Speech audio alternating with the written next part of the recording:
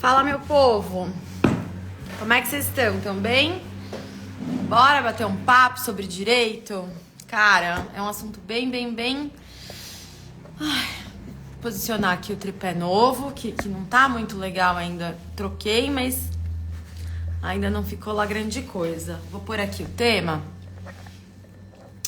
Direito não é questão de opinião, não é, né? Direito é ciência. Fixar o comentário. Esperar. Eu nunca tenho muita audiência no ao vivo, sabia? Mas daí depois eu olho, vocês super assistiram no gravado. Não sei o que acontece que no ao vivo vocês não assistem. Mas vamos lá, a Ju tá pedindo aqui. Vou aceitar, aceitando. Qualquer dúvida, vão interagindo, mandando comentário, o que vocês quiserem.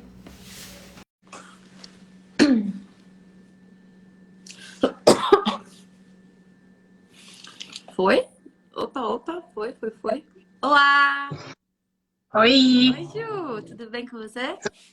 tudo. Peraí, deixa eu arrumar o som. Aí, tá me ouvindo? Tô te ouvindo perfeitamente. Você me ouve? Perfeito. Então, vamos conversar.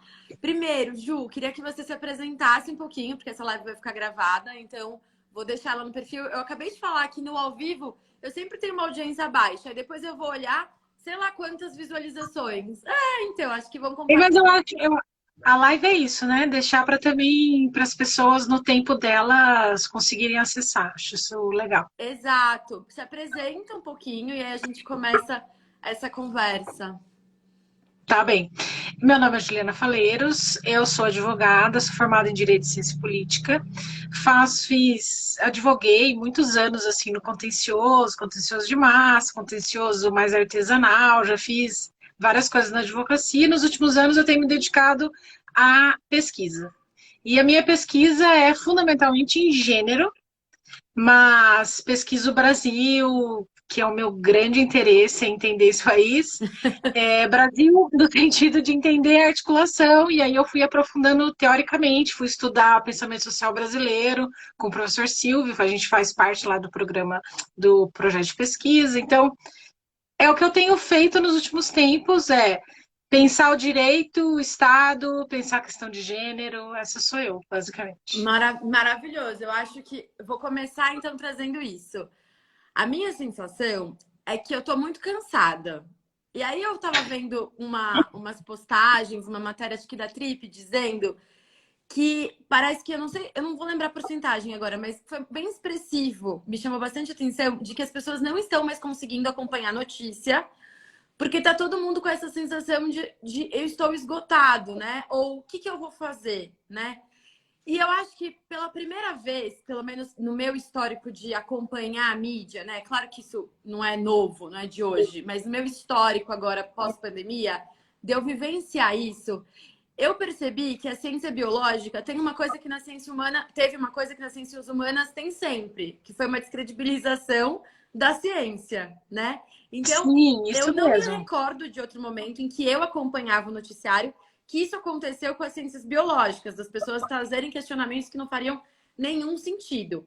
Só que na ciência humana, isso sempre acontece. A gente tem aí o Datena fazendo um jornalismo questionando coisas que são direitos.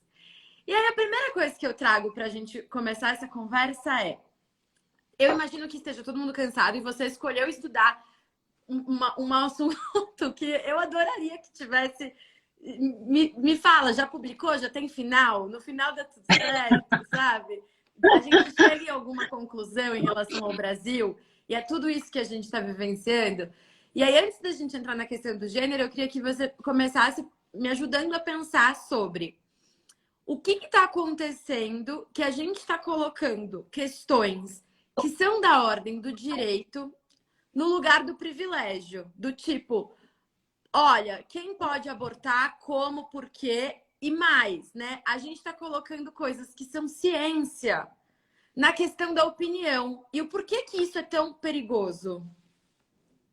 Então, eu vou fazer uma reflexão com você, tá? Que eu também não tenho resposta, eu tenho caminhado na pesquisa. Então, não é uma questão de opinião, é uma questão de pesquisa, mas essa é uma perspectiva que eu tenho tido, né, nessa caminhada. Primeiro, eu vou falar sobre a sensação de cansaço. Eu acho que foi a Rita Von Hunt que falou: gente, cansou? Descansa, não pode desistir. Então, é isso. Às vezes a gente tem que descansar do universo de notícia, né? Para depois continuar, porque alguém vai fazer. Então, a gente tem que saber se essas pessoas que estão fazendo, elas estão fazendo em benefício do humano, no sentido de que o maior número de pessoas tenham acesso a algum tipo de conforto do trabalho, de rendimento, etc. Ou se essas pessoas estão fazendo, estão querendo destruir um grupo e estão trabalhando na chave do amigo inimigo. E aí o inimigo tem que ser destruído, né? Então alguém tem que fazer. Então é bom que a gente descanse e continue fazendo o que essas pessoas que estão na chave do amigo e inimigo estão fazendo. Então, primeira coisa, estou cansada com você e às vezes eu descanso desse universo de mídia e de escolher onde a gente consome essa informação. Agora, a pergunta que você faz é muito interessante, que você vai falar sobre por que a gente está numa chave de entender que direito é privilégio, né? E aí pensar, por exemplo, a questão do aborto, que tem sido o assunto, inclusive na mídia tradicional, isso eu estou achando bastante interessante, que não é só nas mídias alternativas que a gente está encontrando esse debate. Tanto por causa da garota de Santa Catarina, depois veio à tona, não necessariamente aborto da atriz, da Clara, mas que tem a ver com a gestação indesejada, né, e com violência sexual. E aí veio agora também o resultado do Fórum de Segurança Pública, que vai falar do universo de violências que as mulheres e a população LGBT que ia mais só está aumentando a porcentagem de violência com essa população, né? É privilégio você não viver violência, é privilégio você poder ter direito ao aborto dentro do que aquilo que está estabelecido na lei, ou até mesmo fora do que está na lei, que aqui no Brasil se considera aborto ilegal e não um direito. Né? E aqui antes eu quero fazer um parênteses para a gente pensar o aborto. Né? Muito se fala do pró-vida, né? Que essas pessoas são pró-vida. Tem um livro de uma autora estadunidense que chama Kata Pollitt. Kata, K-A-T-H-A, Pollitt, acho que são 2 L's. E ela chama Pro, é traduzido em português, e ela vai chamar esses caras de anti-escolha. E acho que é a melhor definição que tem para esse grupo de pessoas que luta contra a autonomia das mulheres. Eles são anti-escolha, eles são anti-autonomia, eles são anti-mulheres, né? Podemos chamar alguns de misóginos, né? Sim. Mas, no geral, esse grupo é anti-escolha. E aí, me volto lá no Florestan, que é o autor que embasa toda a minha pesquisa e tal. Ele vai explicar o seguinte: a forma como o Brasil se configurou numa sociedade que foi escravocrata, que não rompeu com essas estruturas de superexploração do trabalho, né, que transformou o trabalho escravo em trabalho livre, mas manteve uma superexploração do trabalho, uma dependência com os países e entre burguesias, né, burguesias nacionais e burguesias internacionais, entre países, uma complexa relação entre no capitalismo, uma complexa relação que ele vai chamar de capitalismo dependente, e aí ele vai dizer, esse grupo que fez essas transformações no Brasil, apoiado por essas burguesias internacionais, estabelece como direito os direitos desse grupo. Então, é uma democracia para iguais, então é só esse mínimo que tem acesso à democracia e, portanto, vai usufruir de direitos. Né? Então, quando a gente fala disso, eu venho muito a toda essa explicação que o Florestan vai dizer, que ele vai chamar de democracia restrita. Restrita a esse grupo, que não é o cara que está hoje no século XXI, não é o cara do século XIX. A gente tem que admitir todas essas transformações. Mas é esse grupo que alcançou uma estrutura de privilégios que não reconhece, que reconhece como natural. Então, ele ter ensino de melhor qualidade, ele ter acesso ao sistema de saúde, pago ou pelo plano de saúde, ele ter acesso pelo SUS a medicamento de alto custo, ele ter acesso à moradia, saneamento básico, ter acesso à educação de qualidade, ainda que seja pública, né? A gente pensar nas universidades públicas no Brasil, tem altíssima qualidade. São as universidades que concorrem nos rankings internacionais de educação superior, de ensino superior. Né? Então, é esse grupo que acha que é natural. Eu não estou falando mal de ninguém, eu estou falando de fulaninho. Antes que venha o Vitor aqui falar que não é todo homem. Não é sobre você especificamente, a gente está falando de geral. Assim, Isso, a gente classes. está falando de uma sociedade que se organiza excluindo uma maioria gigantesca. E isso se mantém quando a gente vê a questão do aborto e da mortalidade materna, e a gente vê o número de pessoas que vivem em insegurança alimentar, que é mais a população, mais da metade da população brasileira, por exemplo, né? Então, a gente pode pensar a questão dos direitos sexuais e reprodutivos, que eu acho muito importante a gente falar sobre isso, mas a gente pode também trazer outras questões, o direito à alimentação, o direito à moradia. Em Manaus, eu estava ouvindo outro dia o Milton Ratum, que é um escritor brasileiro, e ele estava dizendo que em Manaus, que é a cidade dele, ele não mora mais lá, mas é a cidade dele, mais da metade da população não tem acesso ao saneamento básico. A gente não está falando de uma cidadezinha, a gente está falando de Manaus, que é a capital do estado, que tem a Zona Franca de Manaus, que é um centro de comércio, de circulação de mercadoria, né? Então, a gente está falando de uma situação que nós aqui do Grande Centro, a gente não tem nem ideia.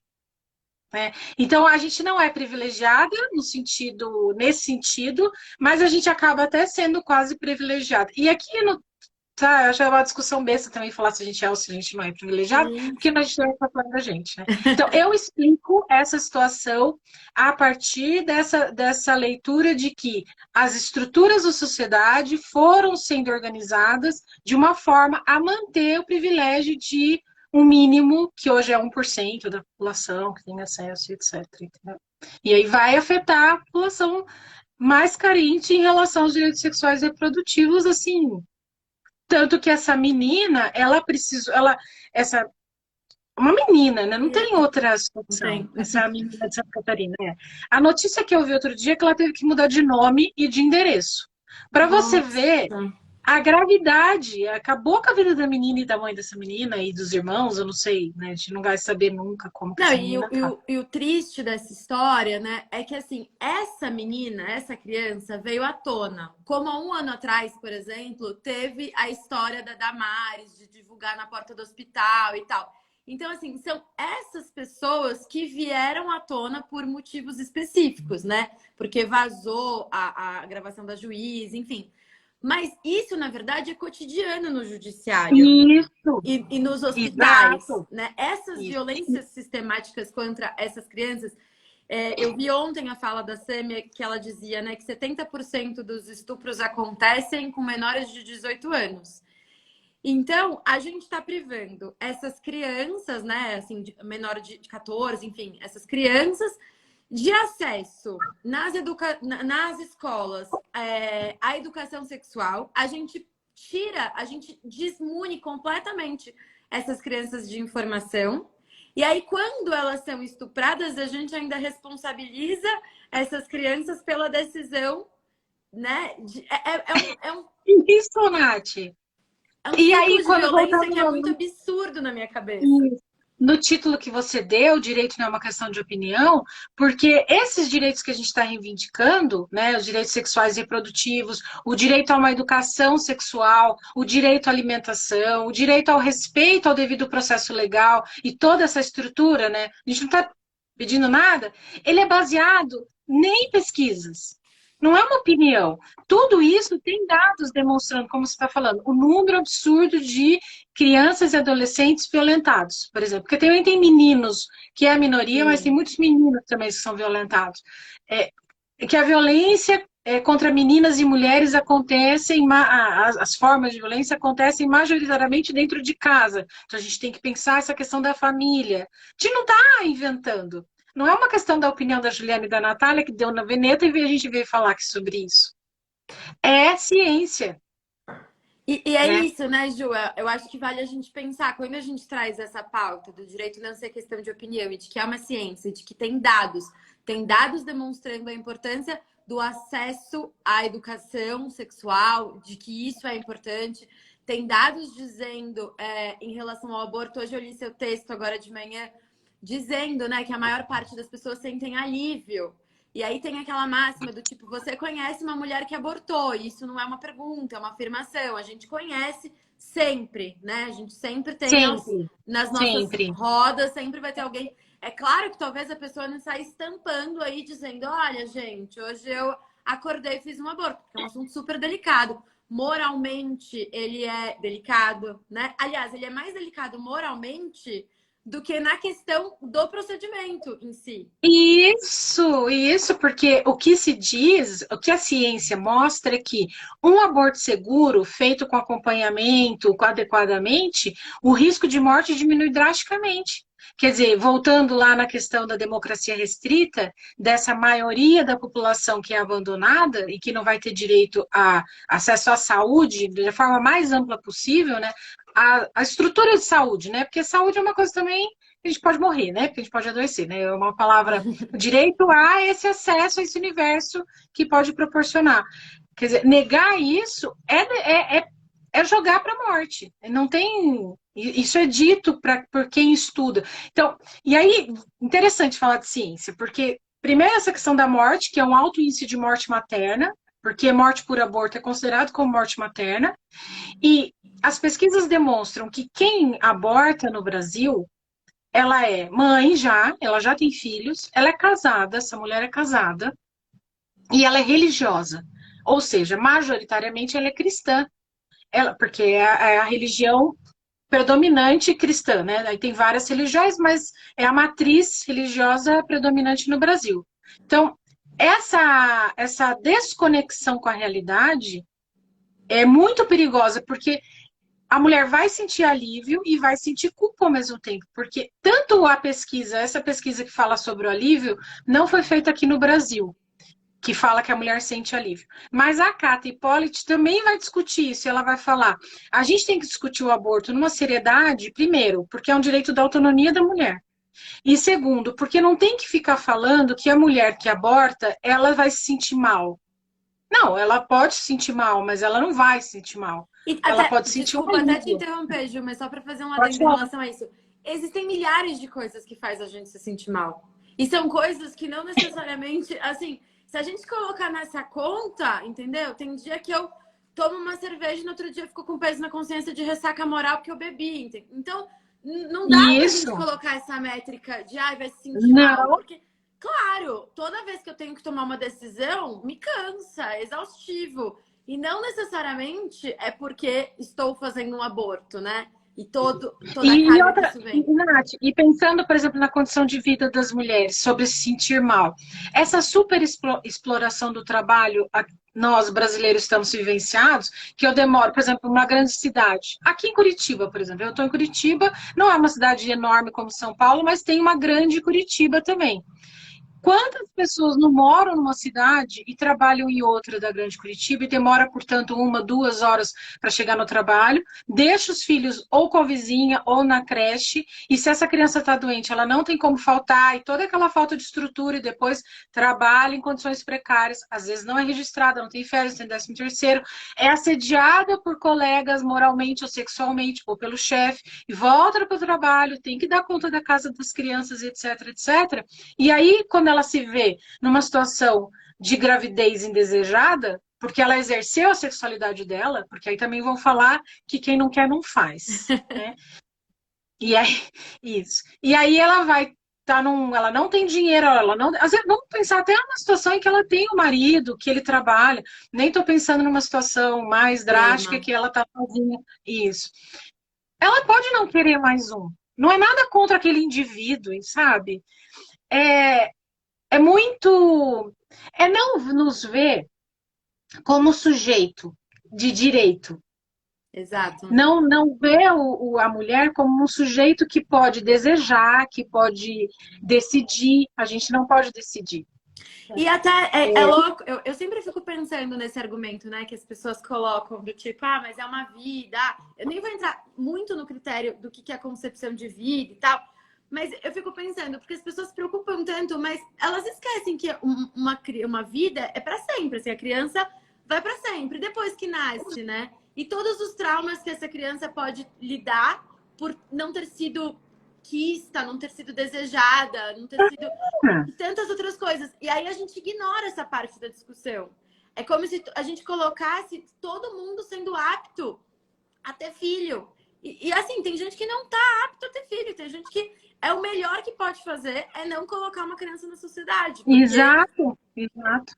Não, Não é nem condições financeiras, né? Não tem condições psíquicas. não. E, Eu não, até não, acho não que a tem. condição financeira, quando você opta por ter um filho, talvez seja uma das que mais dá para dar um jeito, sabe? Porque as condições psíquicas. Só que isso não é. Então, e aí é reduzir essa posição de anti-escolha, né? E eu não tenho nada contra criança, quer ter filho, não é nada. Não, Não é por gente. aí a conversa, né? É uma questão de autonomia. Essa questão de ter filho, ele reduz o ser humano a um bicho. Porque o que nos diferencia dos animais é a nossa capacidade de entender o mundo presente, passado, futuro, de desejar, de construir, de pensar, de ter consciência do mundo. O polegar opositor, né? Que faz com que a gente construa coisas e faça coisas, né? Inclusive decidir o que eu vou fazer, escolher as minhas coisas para minha vida, né? Então, é reduzir a minha existência, a minha condição de bicho, de que eu devo procriar. Então, esse universo da consciência tal, ela do desejo e das escolhas, ela é retirada quando eu imponho esse papel para a mulher. E Sim. outra coisa que eu acho que tem que deixar muito falado aqui, então, e isso é científico também. Isso é científico, tanto nas ciências biológicas como nas ciências humanas, que vai ver a gente como um ser que é capaz de pensar, de desejar, de estruturar saídas, etc. Não que o animal não seja, né? Mas é a Uhum. nossa condição mais humana que nos afasta do bicho, né? Do animal. E aí eu quero falar uma coisa que eu tenho pesquisado já faz bastante tempo, lido, quem estuda religião, teologia e tal, é que essa perspectiva dessa moral religiosa que dá base para esses anti-escolha, ela é histórica. Então, se pega historicamente a perspectiva da Igreja Católica, as católicas pelo direito de decidir, tem muitos textos sobre isso, as mulheres que estão lá naquele grupo. Elas vão demonstrar que, historicamente, a Igreja não foi contra o aborto porque era questão de vida. Isso foi sendo construído e firmado nessa posição. Foi sendo construído, nunca foi unânime, e se firmou como um dogma no século XIX, junto com a consolidação do modo de produção capitalista.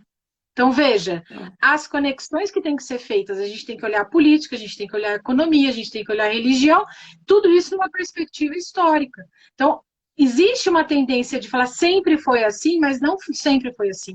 Para quem estuda teologia, isso fica muito claro quanto isso é historicamente construído. Eu não estou falando que não tinha, pelas pesquisas que eu já li, que não existe um cerceamento em relação a. Mas a questão do aborto estava ligada a adultério, a traição dentro daquela união e etc. Não tinha nada a ver com aquela vida, porque a gente não tinha condições de entender quando é que começava a vida. Uhum. Isso é recente, biologicamente a gente não sabia disso. Então, isso também tem que ser desmistificado, sabe?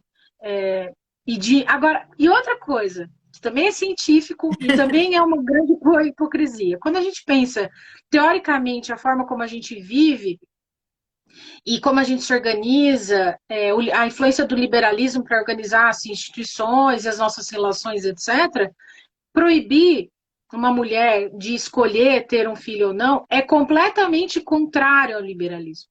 Total. Total, porque Mas é que que eles criaram um liberdade. termo novo, né? Porque eles são liberais na economia e conservadores nos costumes. É uma Isso, nova concepção. isso, só para justificar a opressão que se faz em relação às mulheres, mas para você ver, né? A gente E isso pode é muito pensar sobre a curioso, né? questão. Porque a gente fala que a gente é conservador nos costumes, a gente que defende, enfim. Essa galera fala isso, Essa, mas é só nos costumes ligados a direito das mulheres. Porque nos outros costumes tá tudo liberado, gente. Assim, você pode fazer tudo, contanto que você não seja uma mulher, né? Contanto que você seja um cara Isso, branco, hétero, você pode fazer o que isso. você quiser. Os seus costumes vão Isso, estar inclusive, sempre... trair a sua mulher, você pode abater nessa mulher, você Pode. pode se Toda envolver em vez eu arrumo negócios não briga nessa necessariamente internet, porque eu lícitos. falo isso, eu arrumo briga, acho que semanalmente com essa afirmação, que eu digo sempre que os homens batem nas mulheres, homens estupram mulheres porque eles podem, né? E aí, quando eu falo pode, é poder mesmo. Porque a gente tem todo um sistema que legitima esse direito do homem, né? Em espancar, em bater, em violentar, em estuprar. E eu até vi uma coisa que eu achei muito curioso, que era meio meme de internet, mas eu achei muito curioso, que era assim, você sabe por que não vale a pena divulgar quem são os agressores dessas meninas? Porque se daqui a pouco eles vão virar deputado. E é uma lógica meio maluca, mas que faz Nossa, é total verdade. sentido. Que foi o caso do cara lá, da moça que teve um surto psicótico Do e mendigo. fez relação sexual. Isso, agora ele está praticamente candidato. Como a gente pode valorizar uma... Sim, não é... Não conheço, mas como que podemos não... Não, assim... Dá Primeiro porque palco, segura a né? notícia da palco, eu fico chocada. O corpo da mulher, né? A violência da mulher, do feminino. E aqui eu acho importante a gente pensar isso. Porque existe uma lógica que vai reduzir todas as outras formas que não seja essa matriz que você colocou, que é branco, que é hétero, né, que é masculino e tal. Então, um homem branco, mesmo que seja um burguês, que seja alguém que tenha um poder aquisitivo muito alto, se ele for homossexual, ele está num degrau abaixo. Ele é Sim, mesmo, entendeu? E aí isso vai se relacionando e se articulando a ponto de as mulheres trans ou travestis que são negras são profundamente violentadas. Aquele caso da Dandara, no estado do Nordeste, que eu não me lembro se foi o Ceará, Rio Grande do Norte, não me lembro, a agressão que aquela mulher sofreu, né, foi, que depois acabou morrendo, foi muito bárbara. Então, também pensar que essas violências, essas formas de violências estão colocadas nessas identidades de gênero e nas formas de expressar a sexualidade. Não é só homem e mulher no sentido cis, sim. branco, etc. Né? Essas outras questões raciais tal também tem que ser pensadas. E mais uma vez, eu não tenho nada contra o indivíduo. Eu estou falando que esse corpo branco, masculino, e que se vê como masculino e que exerce a sexualidade de uma forma heterossexual, vai ter privilégios que cientificamente estão demonstradas que a sociedade brasileira se organiza dessa forma, que não vai alcançar não vai ver nesses, ainda que seja uma pessoa que não é violenta, ela não, talvez esse homem não veja as violências que esses outros grupos sofram, sabe? E acho isso. E aí, portanto, nessa onda da menina de Santa Catarina, muita gente falou, os homens da sua timeline, eles se Manifestaram. manifestaram, Não, né? da minha não.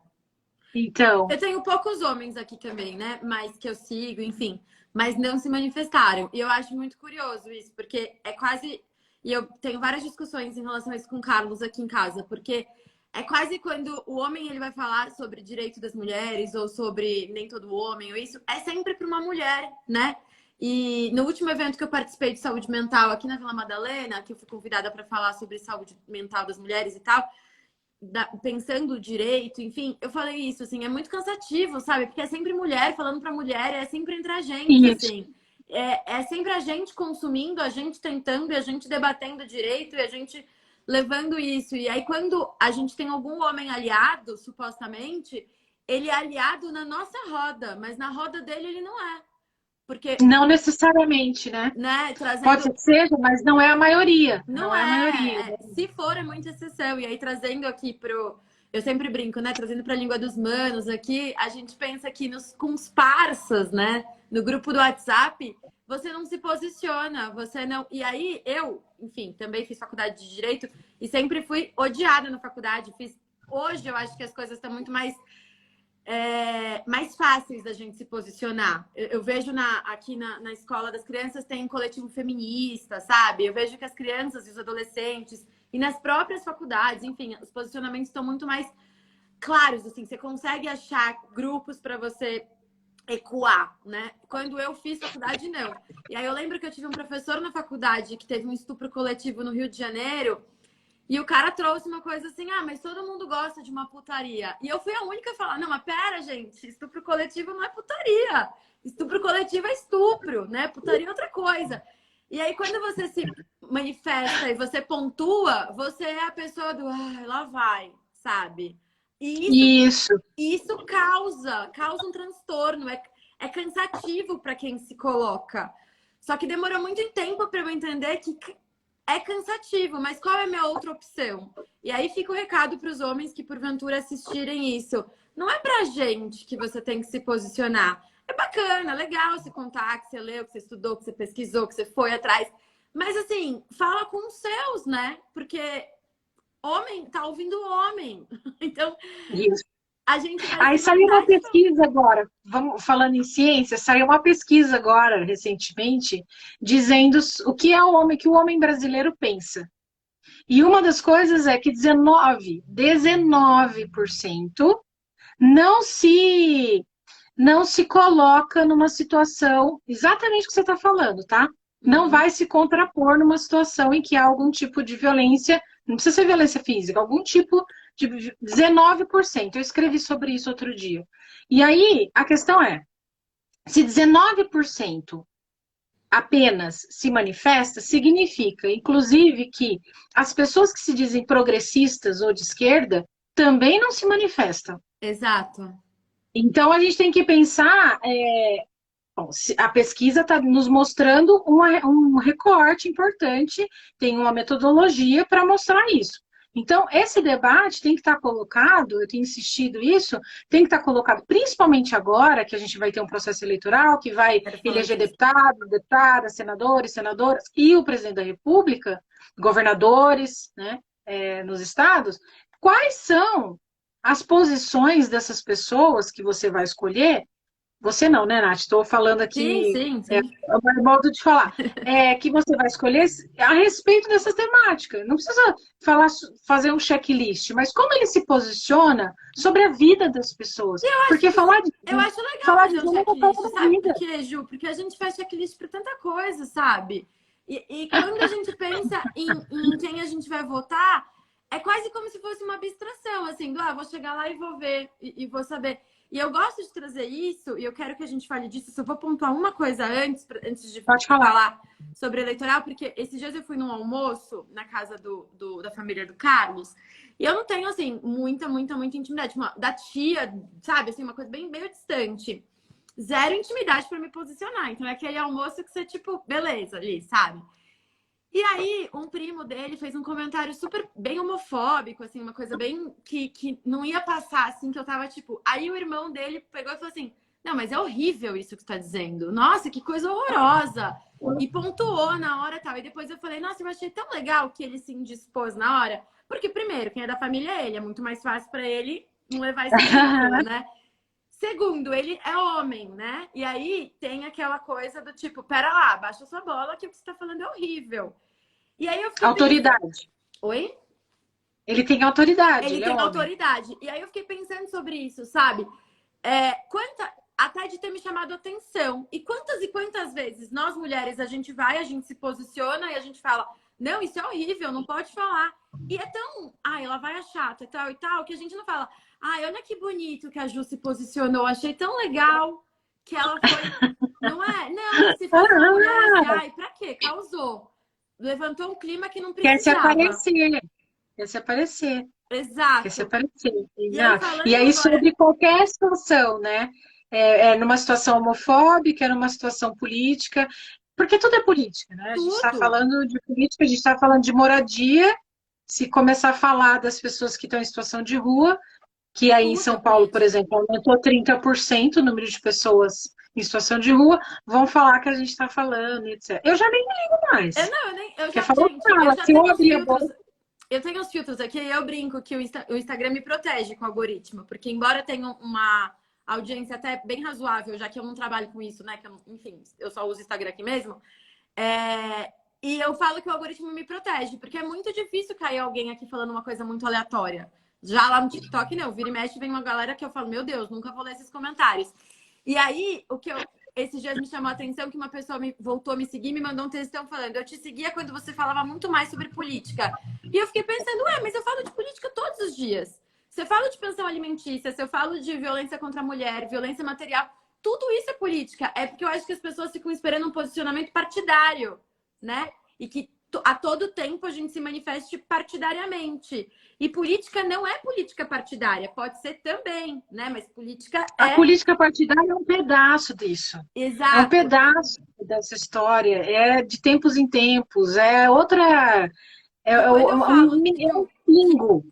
que posicionamento é construção, é justamente sobre isso. A gente está construindo um posicionamento. Então, a gente não precisa se manifestar o tempo inteiro sobre tudo, mas a gente tem posicionamentos que deixam claro quais são as nossas posições. E aí, para a gente, enfim, começar a pensar em duas coisas eu queria que a gente falasse, que eu anotei que eu não quero deixar de falar. A primeira coisa é, eu acho que falta um pouco para as pessoas entenderem que juiz é um braço do Estado, promotor é braço do Estado.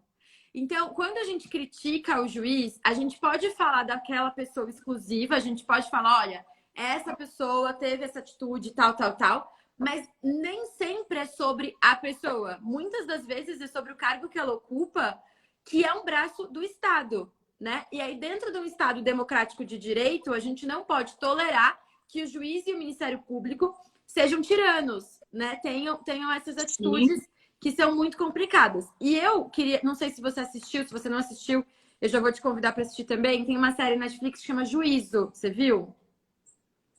É uma série real. Não, se depois você assiste, você me conta que é um absurdo.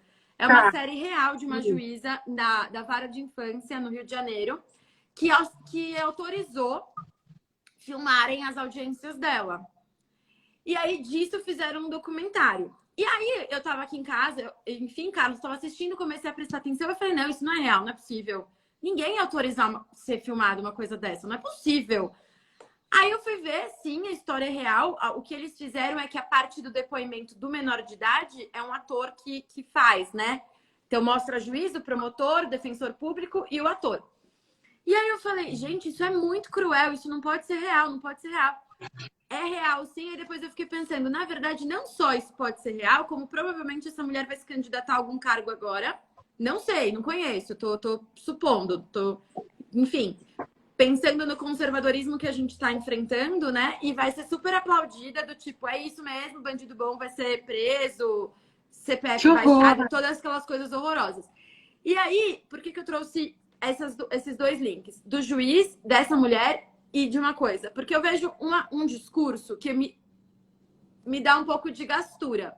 Que esse ano é o ano eleitoral e as pessoas vão falar um discurso muito raso de tipo, votem mulheres, votem mulheres. Como se toda mulher fosse aliada, né? Temos aqui Janaína Pascal, temos aqui Tabata Amaral e temos Damares e tantas outras mulheres que não são Ana Carolina aliadas. Campanholo em Santa Catarina. Exatamente, exatamente. Então, eu queria que você comentasse um pouquinho, que eu acho bem importante, como cientista política, como advogada, falasse um pouquinho para as pessoas entenderem que quando a gente critica e a gente fala opa, Ministério Público e Juiz, não pode, isso aqui não dá. Por que é tão preocupante a gente ficar de olho nessas instituições, né? Pensando no Estado Democrático de Direito e todas as violações que ele vem sofrendo. E também esse discurso, eu não sei se para você soa como para mim, do tipo, ai, gente, pelo amor de Deus, nem sempre, eu prefiro votar no Drauzio Varela do que na Damares, sabe assim? Enfim, que você trouxesse um pouco Bem poderia, né? Não, isso é fundamental, mas a gente pode falar mal das pessoas também, eu acho. Falar mal, não,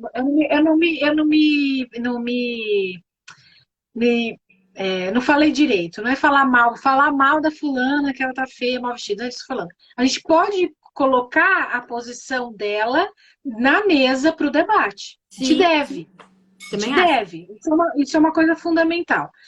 Agora, recentemente, em 2019, foi editada uma lei que prevê a violência institucional. E é exatamente isso que está tentando se evitar. Que essas pessoas que estão representando o Estado no Ministério Público, na Defensoria, no Poder Judiciário, seja lá onde, no Conselho Tutelar, seja lá onde que isso essa pessoa está, ela deve cumprir as regras e zelar pelo direito daquelas pessoas que estão ali envolvidas, todas elas, inclusive um outro servidor.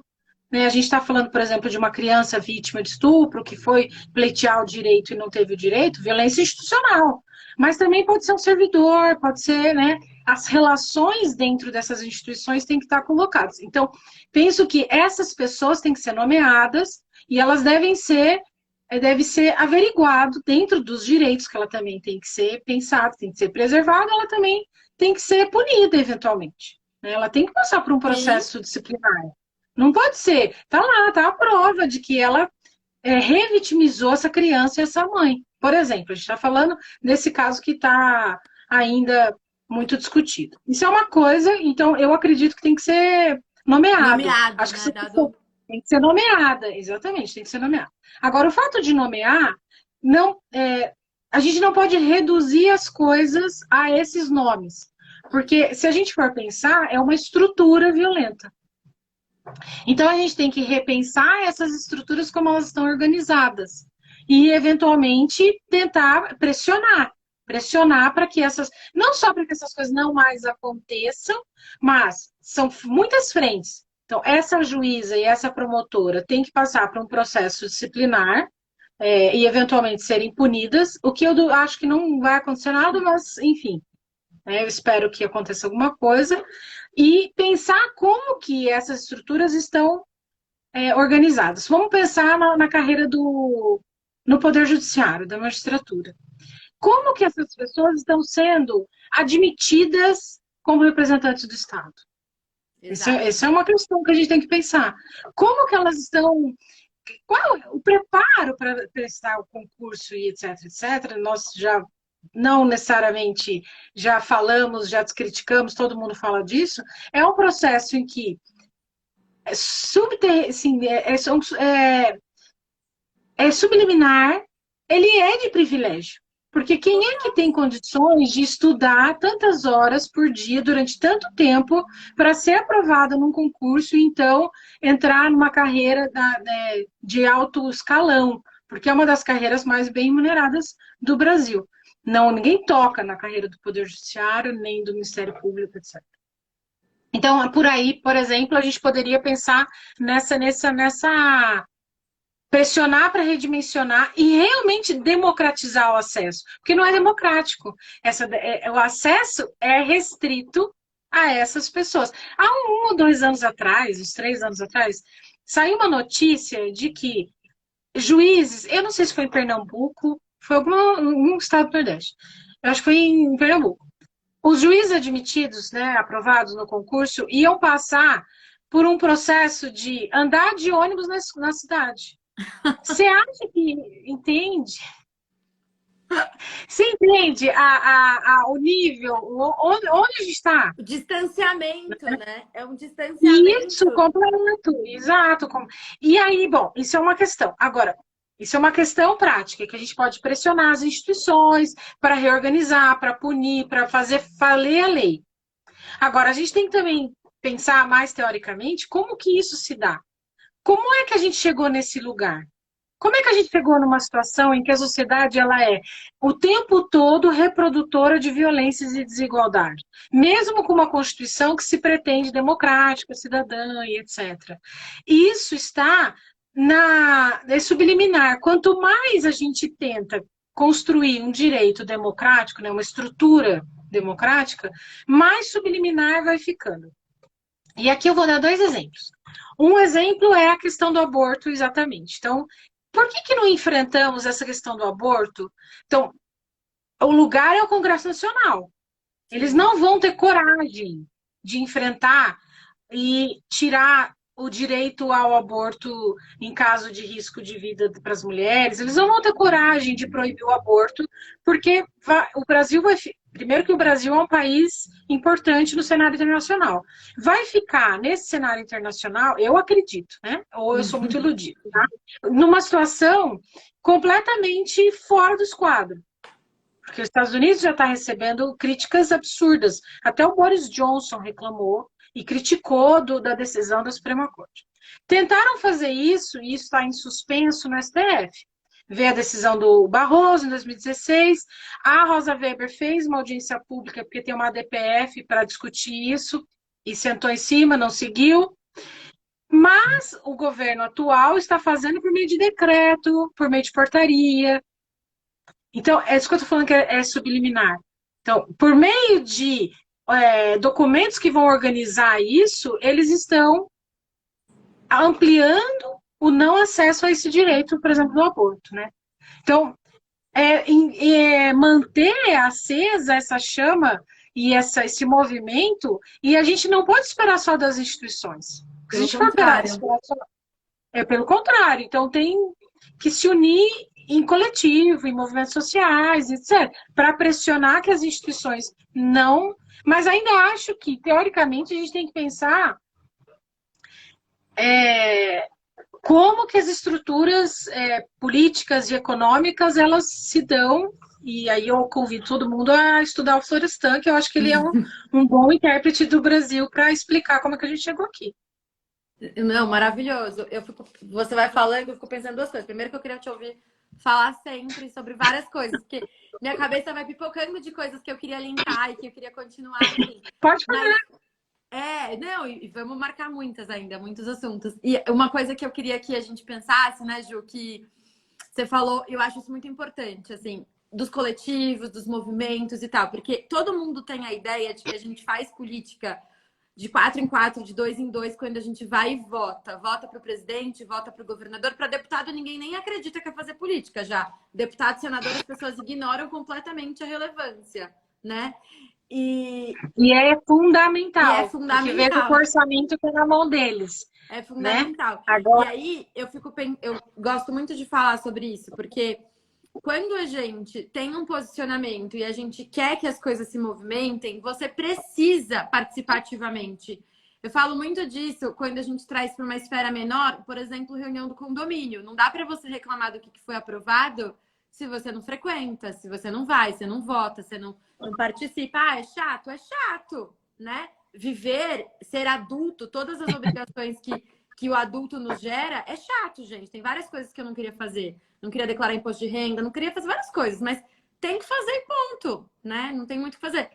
E aí, trazer essa consciência de que mais do que nunca a gente precisa fortalecer esses movimentos, fortalecer isso. Não é possível que não tenha nenhum coletivo, nenhum movimento de alguma coisa que você tenha alguma familiaridade, que você goste, que você... E se você não gosta, tudo bem, vai lá para levar discordância, vai lá para colocar seu ponto de vista, para trazer o debate, né? Porque as pessoas, elas... Pode falar. Pode falar. Não, eu falo, elas terceirizam uma responsabilidade, né? Terceiriza assim, do tipo, ninguém vai fazer nada? Ué, ninguém quem, né? Quem que é o ninguém? Quem que deveria estar fazendo alguma coisa? Porque a gente quase coloca uma terceirização, assim, como se fosse surgir alguém e esse alguém fosse fazer a movimentação. E o problema é que por diversas vezes surge esse alguém. E aí é um alguém que tá com um enviesado que a gente não sabe exatamente qual é que é, né? Então... Exatamente. Alguém vai fazer. Alguém vai fazer, que é o caso, por exemplo, dessa questão do aborto. Quando a gente pensa assim... Porque se a gente for olhar para trás esse tema, o fato de ter o Código Penal e de ter alguns documentos que regulariza como que isso vai se dar no sistema de saúde, não significa que as mulheres e as meninas têm acesso. Porque são poucos hospitais no país que, de fato, fazem o aborto legal. Então, Exato. se a gente for olhar para trás, essa temática ela tem sido muito negligenciada. E aí as pessoas falam, é polêmico. Não é polêmico, é sobre a vida. Tem um texto meu... É sobre a vida. Tem um texto meu no Todas Fridas, acho que é de 2019 ou 2018, não lembro agora, que estava rolando uma audiência pública sobre o aborto legal, né, com o mesoprostol, esqueci o nome agora, que era o Citotec, né, que tem outro nome e tal. E que é o jeito mais seguro de fazer o aborto legal e o porquê que isso não estava sendo usado se é o jeito mais seguro. E aí teve audiência pública, enfim, tudo sobre isso. Então, assim, não é só que a gente não está debatendo o assunto com a seriedade e com a relevância que ele tem. Não é só isso. É que dentro do caso que já é considerado legal, que a gente já tem legislação para isso, no caso de estupro, enfim, nos casos que a lei já engloba, já pode, nem é uma discussão. A partir do momento que uma criança de 13 anos está grávida, é presumido o estupro, porque abaixo dos 14 é estupro de vulnerável, é presumido. A gente nem vai discutir mais se foi, se não foi. Foi estupro, tem 13 anos, foi estupro, acabou. Se foi estupro, pode abortar. Se pode abortar, por que a gente está levantando todo esse debate? É uma discussão que já foi feita. Não entra na minha cabeça. É uma valorização da vida, só que esquece da vida da pessoa que está ali. Exato. Né? Que é uma menina, essa menina, gente, ela não tem vida. É uma ela menina. Não tem vida. Se a gente pensar, é claro que quando eu tinha 13 anos eu me achava super adulta já, enfim, né? Mas, enfim, agora, 20 anos depois, você olha e você fala, gente, era uma menina. Não tem que ter essa discussão, não tem que ter esse debate, né? Porque esse debate ele já foi feito. Ele já foi feito, olhar e falar, olha, abaixo de 14 é estupro. Se é estupro, pode abortar. Então já foi feita essa conversa. Agora, agora com a decisão da Suprema Corte, lá nos Estados Unidos, que tem que é diferente daqui, porque lá a questão está ligada ao Pacto Federativo, que é muito diferente do nosso Pacto Federativo, de como a gente se organiza em estados, né? É muito diferente como que a gente se dá. E esse é um dos fundamentos mais importantes para essa decisão que agora virou água, né? É interessante os Estados Unidos voltar atrás no momento em que a América Latina está alcançando. Então, esse é um tema que a gente tem que ficar refletindo. Atenta, exato. Como é que a América Latina está se movimentando a onda verde, né, se movimentando para conseguir proteger a vida das mulheres e a autonomia dessas mulheres, dessas meninas, e os Estados Unidos, a terra da liberdade, eles voltam atrás, né? Tem a questão do Pacto Federativo, de como as instituições se organizam naquele país. Isso é importante a gente. A gente pode criticar, mas eu estou chamando a atenção, é assim que se organiza, né? Diferente daqui e diferente de alguns países da América Latina. Mas eu acho que daí a gente pode aumentar a reflexão de como que isso se dá e tal. Mas o direito não é uma questão de opinião, eu concordo, em gênero, número e grau. Mas ele é preso numa areia movediça. Ele vai sempre se movimentar. Primeiro que ele é organizado para atender a exploração do trabalho, atender o capital. Mas nessas tensões e nessas contradições da sociedade, ele pode mudar. Sim. Porque está previsto também no direito formas de mudança desse direito. Então, a gente tem que, na verdade, não só lutar pelo direito e pela realização desse direito, mas lutar para isso que a gente estava chamando a atenção, da participação, da conscientização das pessoas pela autonomia das mulheres e das meninas, pensando no aborto, mas a gente pode pensar em outras temáticas, direito à alimentação, moradia e etc.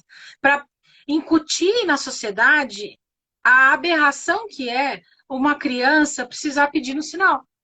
Uma criança precisar pedir para abortar de um estupro. Precisar ir para a escola para comer, né? Porque a gente viu na pandemia como foi uma questão.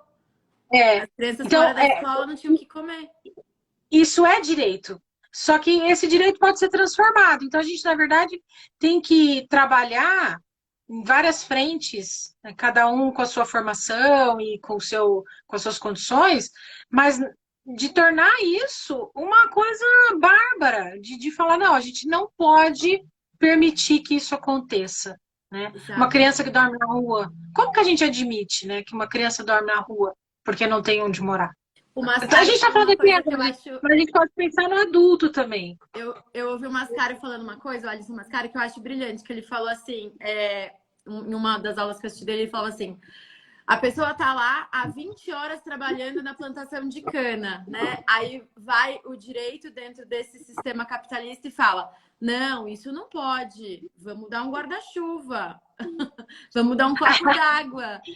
E tentar regularizar uma coisa que a gente não tinha que estar discutindo. A gente tinha que estar discutindo, né, outras questões. Como pode? Como pode? Então, mas ao mesmo tempo, na mesma medida, então eu sempre pego o exemplo da violência doméstica. A lei, o direito, ele é todo problemático porque ele faz parte dessa estrutura de moer gente. Mas sem essa lei, Maria da Penha, por exemplo, nós teríamos um número de violências muito maior, porque ela também funciona, ainda que ela seja problemática, ela funciona. Sim.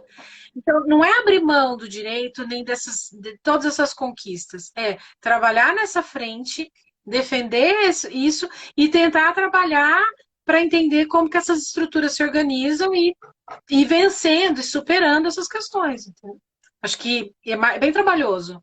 É É muito mais trabalhoso. fácil se manter. É muito. É muito trabalhoso, porque é isso, assim, são várias camadas dentro de uma coisa que a gente vai tentando.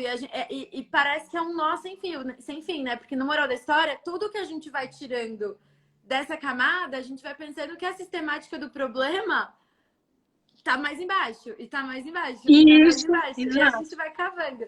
Mas uma coisa que eu acho que é importante a gente pensar é que qual é a outra alternativa se não for a gente se incomodar, né? Se não for a gente se chocar. Se não for... Ontem eu estava ouvindo o podcast novo que está super em alta da Folha, né? Da mansão aqui de Higienópolis. Não sei se você chegou a ouvir. E aí eu falei, eu não sei porque tá todo mundo se chocando com essa história, porque é uma história de uma mansão aqui em Higienópolis que está abandonada e a mulher é foragida do FBI. E é uma história bem impressionante mesmo. E o cara trabalha na NASA, é uma história bem maluca. Só que como tá acontecendo, a casa tá lá, ela mora lá, tá muito fervilhando isso. E aí foram lá, picharam escravocata na porta da mulher. E aí eu fiquei pensando, que bom que a gente fica chocado. Mas assim, só se choca quem nunca pegou e olhou para trás na história desse país. Porque se você olhou só um pouquinho para trás, você já sabe de onde vieram todas as mansões, de onde vieram todas as terras.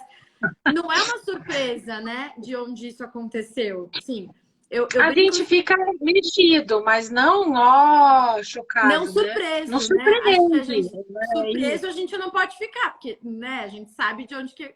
Como que faz. Quem que produziu riqueza, como que foi feito, a gente sabe. Então, para a gente encerrar, Ju, primeiro quero te agradecer muito por ter aceitado. Já faz muito tempo que eu queria gravar com você podcast, um monte de coisa. Mas a gente parou de gravar podcast porque eu não estava dando conta de ler tanto jornal para me manter tão atualizada. Era um negócio que estava ficando meio insustentável. Imagino. Não, começou a ficar insustentável, porque era muito... E pandemia e saúde mental gritando. Já queria ter te convidado muitas outras vezes e fica já o convite para próximos assuntos. Queria que você deixasse alguma indicação de alguma coisa assim, olha, caí agora de paraquedas nesse assunto. Tinha outra ideia sobre o que era direito reprodutivo, de aborto, direito das mulheres. Sei lá, olhei para isso e pensei, putz, quero ouvir mais disso. Por onde eu começaria? Tá, eu tenho algumas coisas para indicar. Primeiro, antes de indicar, eu quero agradecer muito. Agradecer de verdade esse papo, porque eu acho que é descontraído e aí atinge o público, é muito legal. E outra coisa, Ju, sabe que eu acho que é bem importante? Eu falava muito isso com Marina, né? Marina mora em Moçambique agora, pós-doutora e tal, e a gente sempre faz essas conversas, assim, porque eu sinto que a academia afasta um pouco das pessoas, sabe? E aí quando a gente tem a oportunidade, eu sempre falo isso, né? Que eu vejo o Dunker gravando os vídeos pro YouTube, e o Dunker é professor da USP e tal. Eu falo, cara, eu adoro os vídeos dele. Hoje de manhã eu indiquei um de burnout para uma galera. E eu falo, eu não assistiria uma aula dele na USP. Primeiro que a USP é longe pra caramba pra mim, sabe? E imagina, não faz nenhum sentido. Se ele tá disponibilizando esse conhecimento dele de graça, Sabrina do Tese 11, Jonas, enfim, tantas pessoas que estão disponibilizando um conteúdo, eu fico muito feliz, porque eu acredito que o papel que a gente tem que ter ocupando esses espaços é de propagar o conhecimento. Então, quando a gente se dispõe a fazer esses espaços de troca, é justamente para falar, olha, direito não é questão de opinião, é pesquisa, mas a pesquisa está acontecendo. E você pode participar, né, de outras formas É também. ciência, exato. Isso. E aí tentar falar, e não é, reduzir a qualidade, é tentar falar num vocabulário que você, porque se bobear nós aqui do direito, daqui a pouco a gente está falando em latim, né? É, Que é ridículo, eu tô brincando, eu não uso isso. Eu tô brincando. Mas sim, no povo do direito gosta de falar empolado, né? Bom, então eu quero agradecer e a gente pode pensar outros assuntos para divulgação científica, né? com certeza. E agora, para indicar, eu indico o pessoal lá da Católicas pelo Direito de Decidir e indico porque são um grupo de religiosas que discute essa questão do aborto de forma muito qualificada e acessível e tal. Tem uma outra pastora luterana, que é a Luz Marina Campos, que ela fala super bem, ela é muito Luz Marina, ela chama. Luz Marina Campos. Vou procurar. E ela, além dela falar bem, ela tem. Não é só na dicção, tô falando, ela tem um conteúdo e ela também vai discutir a teologia feminista, ela também vai por aí. Por que eu estou indicando dois caminhos que têm a ver com religião? Porque falar de direitos sexuais e reprodutivos tem a ver com a moral religiosa. Né? No fundo, na hora que você. Quem é anti-escolha, no fundo, você vai cavucando, você vai chegar lá, a pessoa tem um fundamento religioso para justificar a sua posição.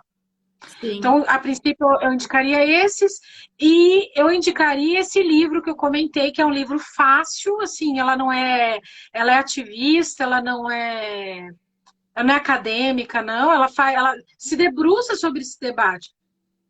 Nos Estados Unidos, então todos os dados que ela vai trazer tá dos Estados Unidos, mas no meio disso ela vai construindo um argumento de defesa da autonomia da mulher, chama Pro, eu não lembro a editora, e Eu vou ela chama. deixar depois, eu vou pegar as indicações, aí eu vou deixar no feed, Tá. que aí fica mais fácil para as pessoas acharem Depois eu depois. vou acabar lembrando um monte de coisa, Ah, pode tá? me Porque mandar. são. Eu faço uma postagem e Tá. deixo no feed fixo, porque aí dá para seguir Ah, é legal, voltando. isso. Melhor, né? Isso, porque também agora acabei de lembrar, tem a Sônia Correia, que é uma brasileira que estuda isso também no Brasil, estuda política antigênero e sempre vai perpassar pela questão dos direitos sexuais e reprodutivos e, portanto, do aborto, né? Então, esse livro eu acho muito bom porque ela vai discutir essa questão, como eu falei, é sobre os Estados Unidos, mas ela vai desenvolver um raciocínio de defesa da autonomia das mulheres. Então, Ótimo. ela chama Cata. Depois eu te mando direitinho, Cata Pollitt, tá bom? Não, perfeito. Aí a Então, gente eu deixa espero fixado. que as pessoas se interessem por esse assunto, se debrucem e compreendam que as mulheres, a gente tem que defender a autonomia das mulheres e das meninas. Não, total. Eu vou deixar a indicação mais clichê, assim, mais clichê que tem. Duas, na verdade, indicações. Uma é o Juízo do Netflix, que eu tô horrorizada que isso é de verdade, assim, é um negócio que eu ainda não Chocada. tive coragem de olhar a rede social dessa juíza para ver se ela tá falando sobre isso, que eu ainda não tive coragem. Eu só fui olhar no Google para ver se era de verdade, porque eu fiquei muito horrorizada. Então, assistam o Juízo, é bem curtinho, assim, e não sei quantos episódios vocês vão conseguir ter estômago para ver. Você tem noção, tem uma criança lá que matou o pai, e, enfim, o pai espancava, e ela fala coisas do tipo assim, e agora você vai levar isso pro resto da vida. E assim, é muito pesado o jeito que ela fala. Assim, é um negócio que eu falei, cara, não é possível que isso é de verdade. Porque ser de verdade a gente até acredita, mas que ela autorizou que isso virasse Autorizou. um documentário, assim, mas enfim. Que Isso... serenidade é essa que ela acha que ela tá fazendo a coisa certa, né? Não, com certeza. E vai ter eleitor se ela se candidatar, porque a galera vê essas menores infratores, né? Imagina. Enfim. E aí a segunda dica que é assim, é muito clichê, mas eu acho que se você quer começar a pensar sobre o assunto, valeria a pena porque tem série e tem filme, que é o Conto da Aia, né? Tem a série The Handmaid's Tale. E uma das coisas que me choca muito nessa história é que tudo que tá no livro já existe em algum lugar, né? Então, assim, ela só juntou coisas que existem em vários lugares e aí só, né? Enfim. E criou a série, a série é brilhante, o livro é brilhante, então vale a pena os dois. E uma das coisas que me assustou muito quando eu li esse livro, e eu percebo sempre, é que ela tem uma frase assim, as coisas elas foram acontecendo gradativamente. Se você estivesse numa banheira, você se queimaria antes de perceber a mudança, né? E quando a gente começa a perceber essas pequenas mudanças, uma aqui, outra ali, aí mina aqui, mina dali. A gente começa a falar, cara, isso aqui tá acendendo um alerta de pera lá, né? Que é isso? Então eu vou deixar essas duas dicas. Tem no Globoplay, tem no Paramount, enfim. Ah, mas deve ter. É que eu sou muito ruim nessas coisas de internet, então eu não sei baixar, fazer essas coisas, mas com certeza tem. Eu não assisti a série, mas o livro realmente é. E dizem que a série é boa mesmo, É mas eu só posso falar do livro. muito boa e Uma de excelente bonita, de dica, né? fotografia, de trilha sonora, vale muito a pena, assim. Sempre que a gente lê o livro e assiste alguma coisa, tem aquela comparação, né? Mas a série conseguiu ser tão boa quanto o livro, embora algumas coisas sejam diferentes. E aí até me confunde, porque eu nunca lembro o que tá na série, o que tá no livro, porque eu faço uma misturinha de tudo. Mas eu vou... Parece que tem umas diferenças, né? Que a Oi? série mudou um pouco a Mudou, história. mudou. A série muda um pouco, mas eu nunca lembro exatamente o que.